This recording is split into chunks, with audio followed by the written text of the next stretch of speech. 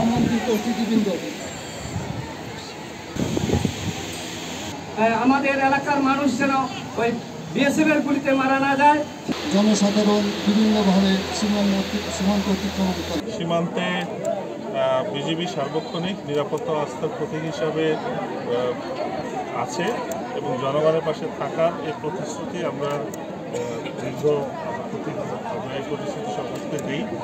এবং এই লক্ষ্যে আমরা যে জনসচেতনতা বিভিন্নমূলক কর্মকাণ্ড করি এবং আমাদের পাবলিক অ্যাওয়ারনেস প্লাস এই মেডিকেল ক্যাম্পেইনের মাধ্যমে আমরা আসলে জনগণকে সীমান্তের জনগণকে উদ্বুদ্ধ করব যেন তারা আমাদের উপর আস্থা রাখেন, সীমান্তে চোরাচালান যেন বন্ধ হয় এবং এই অবৈধ অনুপ্রবেশ এবং অন্যান্য যে অপকর্মের সাথে সীমান্ত সাধারণত জড়িত থাকে এগুলাতে তারা যেন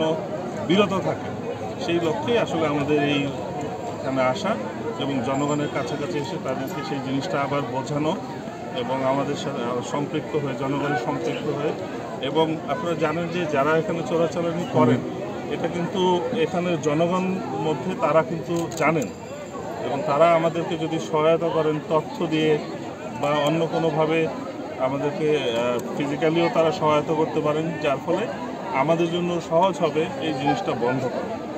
এবং আমরা চাই যে দেশে যেন শান্তি শৃঙ্খলা ফিরে আসে এবং সীমান্তে যে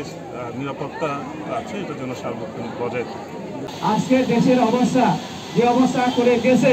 যারা এটার আয়োজক যে বিজিবি জেনারা আছেন এবং ওনাদের ঊর্ধ্বতন কর্তৃপক্ষকে এখানে যে আমাদের এই